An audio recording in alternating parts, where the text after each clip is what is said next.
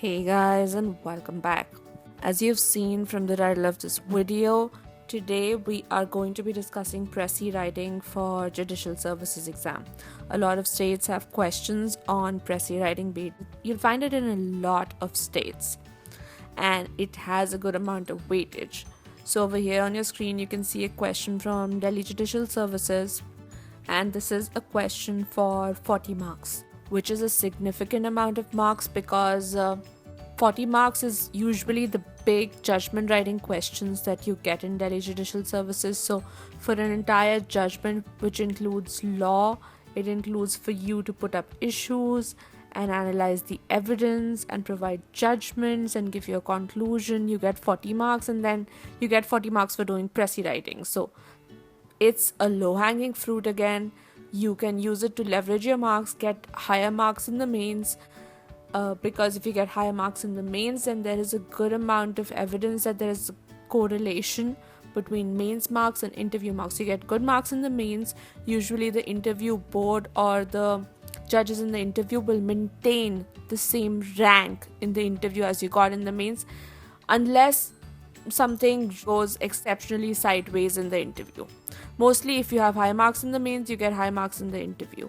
So, this is a good trick to get high marks in the mains because there's straight up 40 marks, which is very easy to do. You don't have to do a lot of preparation for it. You don't need judgments, case laws, citations, nothing. You just have to read a paragraph and then you have to condense it and do Pressy writing. So basics of Pressy writing is that you have to read the paragraph. It's going to be a longer paragraph. For example, this one is about 5,000 words and you have to condense it to 200 words. Now, I will also tell you how to count words, because this is how you count words and this is how the examiners also count words when they see your answer. So in the first line, you can see that there are 10 words. Supporters of free market maintain that as far as possible. That's 10 words. And then you see how many lines are there in the paragraph or in the entire question.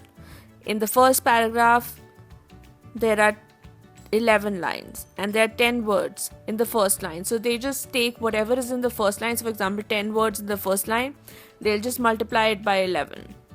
And that's how they get to see how many words are there in the entire paragraph. That's how they will see it in your answer sheets as well, whether you have restricted yourself to the 200 word limit which is given by them. So you have to make sure that you write within 200 words. This entire question was 5,000 words and you have to condense it to 200 words.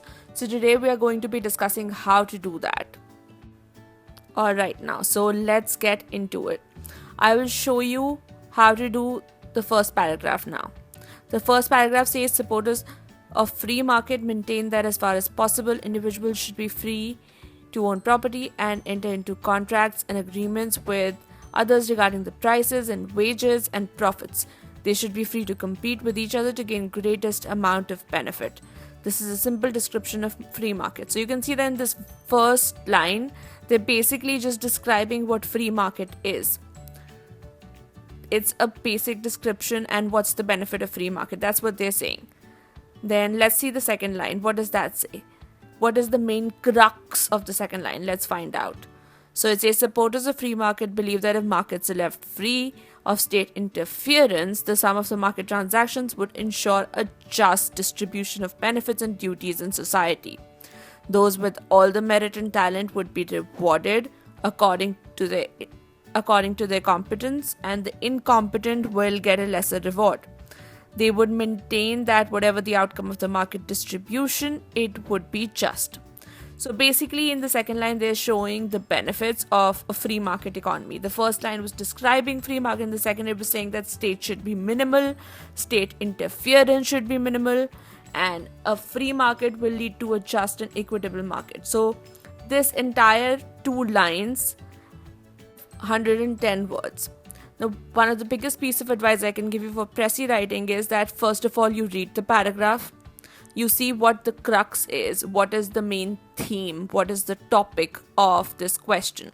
So you go through the entire question very quickly. don't spend too much time on it. Don't spend 15 to 20 minutes just reading the question. Quickly, 2 to 3 minutes, just go through the question. See what the theme is. So from here, from the first paragraph, we can see that the theme here is free markets and what are the benefits of free markets. Where competition is free, the government does not interfere. So that is what we see from the first paragraph. Now, once you have read the paragraph, you see what the theme is. The next thing you do after that is that you take 2 to 3 lines or 2 to 3 sentences, you read it, you understand its meaning, and then you rephrase it in your own terms. So you rephrase it, you paraphrase it, and you explain it in your own terms in one line. So take 3 sentences or take 2 sentences, 2 big ones. Like over here, there are 2 big sentences that we saw. The entire first paragraph is just 2 sentences. So you take 2 big sentences or 3 big sentences depending on how big they are, and you condense them into one line. So 2 sentences become 1 sentence. You have to paraphrase it. For example, this is how you will write the first paragraph. Free market supporters exhort that free competition and freedom to enter into contracts between individuals would result in just and fair distribution of benefits and duties in society.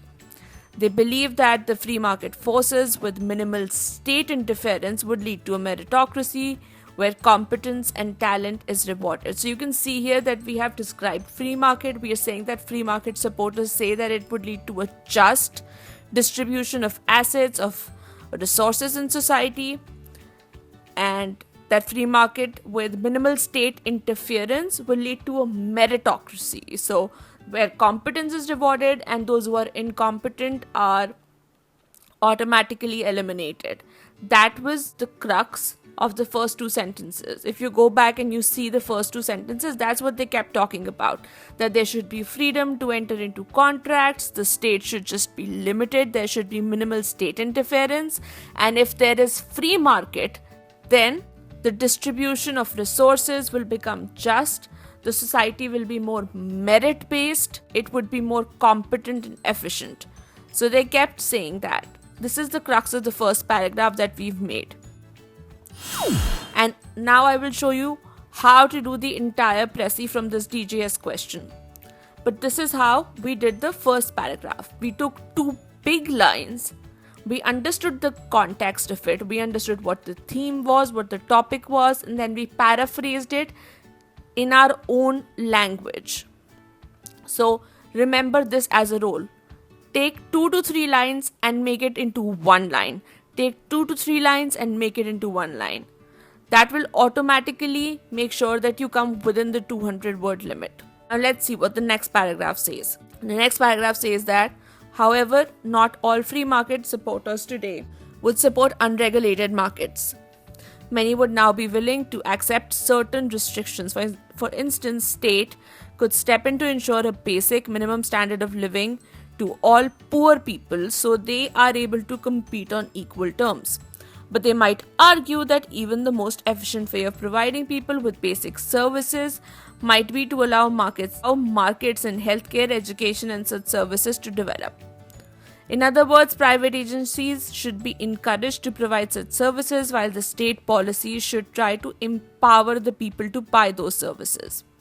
So they're saying that even some of the staunchest free market supporters might also agree that markets require a certain amount of regulation by the state. Then in the very next line, they contradict themselves and say that those same free market supporters will then go ahead and say that fine, markets, that if you think that state should intervene for basic standards for all, the better way to do it, that state does not intervene and you make these markets open. Markets like health, education, social services, you make them open to private agencies and private enterprises and let them figure it out. Let there be fair competition. That's what they would say after that. Then they go ahead and say it also might be necessary for the state to give special help to old and sick who cannot compete. But apart from this, the role of state should be to maintain a framework of laws and regulations to ensure that competition between individuals remain free of coercion and obstacles. They maintain that a free market is the basis of free and just society. The market, it is said, does not care about caste, religion of the person, whether you're a man or a woman. It is neutral, concerned with talents and skills. If you have merit, then nothing else matters. So they're saying, again, that some of the staunchest supporters of free market might agree to some amount of state regulation, but then those same supporters will go on and say that you make the market free, you make the market open, and let merit compete, let talent and skill compete. And all states should do is have very minimal intervention. They should maintain laws and regulatory framework so people can easily enter into contracts and they can easily operate in a free market. And this kind of free market does not discriminate between people. It does not discriminate between caste, religion, race, sex, gender, any of it. So they're saying that free market is a better, more efficient way. So as you can see that along with the paragraphs I am writing, what is the crux of each sentence? Because this is the crux that we have to incorporate into the paraphrased sentence. Now this paragraph had a couple of big subparts, mostly 3 big subparts. They talk about why state regulation is required. Then they talk about how state regulation can be minimized and how free markets will be fair and efficient and there won't be discrimination. So we will take these 3 big themes and we will paraphrase this. So you take every 2 to 3 sentences, you try and condense it into one sentence. Take 3 sentences, make 1 sentence. Take 3 sentences, make 1 sentence. Remember that. If you keep doing it, it will automatically come down within the word limit. And after that, if you still have a couple of extra words, you can just prune them out. So let's do that. Paragraph 2, let's see how we can make a precis writing answer out of it. So as you can see on your screen, this is how we would do the condensation for paragraph 2. However, some of the free market supporters themselves might agree to some regulation of the market, like basic standards for all. On the other hand, they might also argue that private agencies should be allowed in areas like health, education, etc., which would lead to efficient, fair, and non-discriminatory markets. So you remember they were talking about how free markets don't differentiate between caste, gender, religion, etc. So we're talking about efficient, fair, and non-discriminatory. We're saying that these supporters will say that private agencies in free markets, including sectors like health and education, would lead to efficient, fair, and non-discriminatory markets. Next, we say they would argue that the state should be restricted to care for the incompetent, in addition to maintaining a basic legal and regulatory framework to ensure ease of doing business and sanctity of contracts. So you remember from the second paragraph, they said that free markets are fair, they're efficient, and the state should be limited to just maintaining the laws. You leave the private agencies open and let state just have a basic regulatory framework. So that's what we did. We took the entire 3 to 4 lines in the second paragraph, 3 to 4 sentences, and then we put it in just 2 sentences. We paraphrased it, and the main theme of this is the role of state. Let's take a look at the paragraph 3 and 4 in the question paper. Paragraph 3 and 4, I will show you how to read. I will show you the important themes in it, but I want you to try and answer this yourself. After this, I will also give you the answer so you can match and see how good your answer was. So let's take a look. Paragraph 3 says that one of the arguments put forward in favor of market distribution is that it gives us more choice. There is no doubt that market system gives us more choice as consumers. We can choose the rice we eat or the school we go to, provided that we have means to pay for it. But regarding basic goods and services, which is important, is the availability of good quality goods and services at a cost people can afford. If private agencies do not find profitable, they may not prefer to enter the particular market or provide cheap and substandard services. That is why there may be a few private schools in rural areas and may be of low quality. The same would be true of healthcare and housing. In such situation, governments may have to step in. So they're saying that because free markets are run by profits, they do give us a lot of choice, but that choice only makes sense if you have money to choose from different varieties of rice or different varieties of schools. So they are driven by profit, and hence they will never go into areas which service the poor or the disadvantaged groups of society. And even if they go into these areas, they will only provide substandard quality services and goods because it doesn't make profit for them. So they have no reason to help the poor or the disadvantaged groups of society. That's the same thing that they say in paragraph 4 also. Let's read that. They say another argument often heard in defense of free markets and private enterprise is that the quality of services they provide is often superior to that of government, but the cost of such services may put them out of reach of the poor. Private business tends to go where businesses would be profitable, and hence the markets eventually tend to work in the interest of strong, wealthy, and powerful. The result may be to deny rather than extend opportunities to those who are relatively weak and disadvantaged. So again, paragraph 3 and paragraph 4 both spoke about how free market is not ideal for the poor and the disadvantaged groups of society because free market is driven by profit, and private agencies don't like to go where they can't make profit. They will not make profit from the poor, so they will not give them any services, they will not give them goods, and even if they do, it is going to be substandard. And sometimes people say that their quality of the private agencies goods and services is better than that of government, and that might be true, but it doesn't make sense to the poor because they can't afford this good quality services. They can't go to Max Hospital or they can't go to Apollo Hospital. So even if there are private agencies involved, they can't afford it. The poor and the disadvantaged can't afford it. Hence, a little bit of government intervention is essential to make the society equitable. Now, this is the main theme of paragraph 3 and 4. I want you to write a précis of paragraph 3 and 4 yourself on a piece of paper, and I will give you the answer to this as well. We have made the précis answer to this entire question. It's in a PDF and it's on our InstaMojo store for absolutely free. You don't have to pay a penny for it.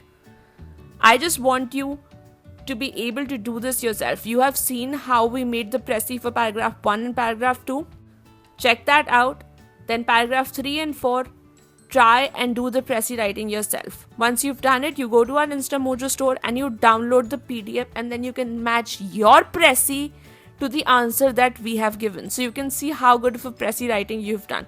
It's very simple. Précis writing is not complicated at all.